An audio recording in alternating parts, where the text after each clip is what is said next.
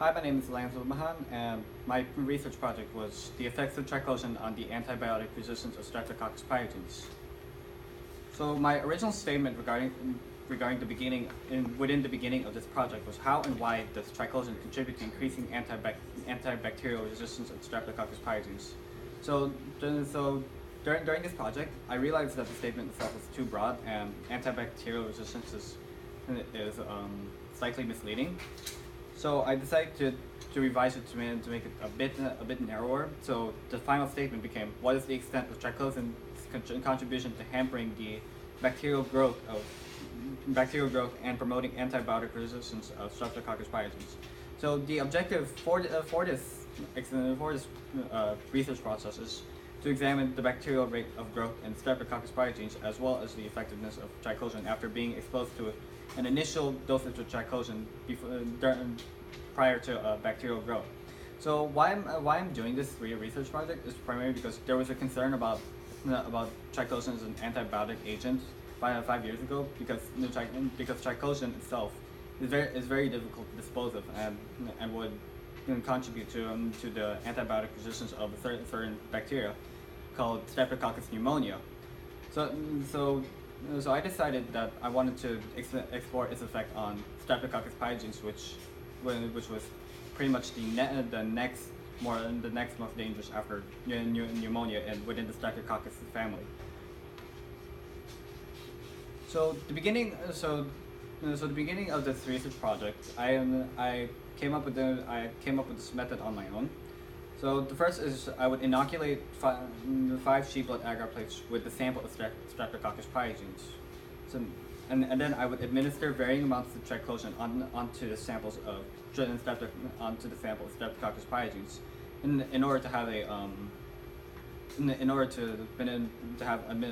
an independent variable to manipulate.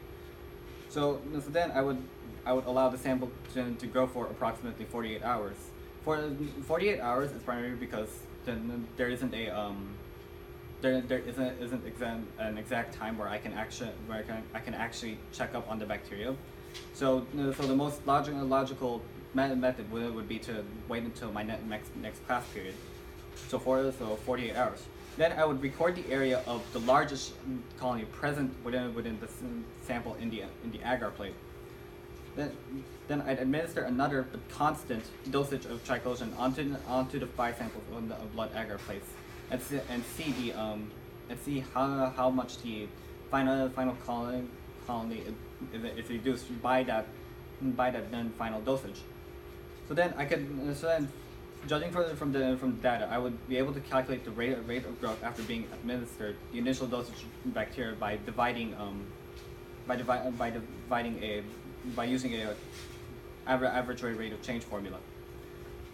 So after talking with my mentor about this method, he realized that it is slightly that there was a certain problem with the bacteria growing on the blood agar plates directly. So the bacteria was even if it's raised on the blood agar plates, which is the most optimal condition for it to grow on, it would not exactly show significant signs of growth. You would just instead see the blood and then consumption of blood within the plate.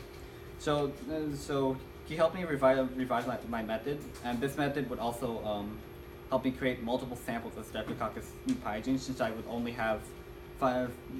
only started off with 5 samples from an expensive source.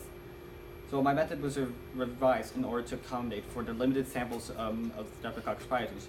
So the first one would be the pathogen would be initially grown on an LB overnight culture in order for the pathogen to get its essential nutrients before going on the blood agar plates, because the blood agar plates do not contain the same types of nutrients within the LB agar plates.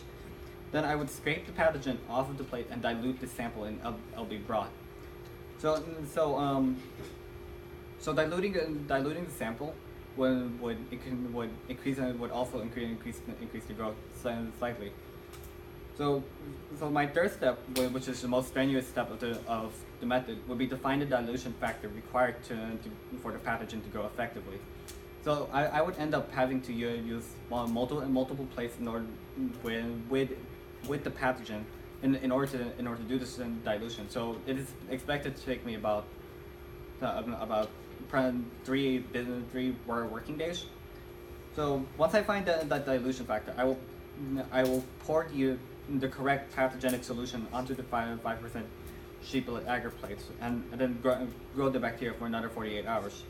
Then I would scrape the bacteria off of that blood agar plates and place it on a small table for it to be applied a dosage of triclosan.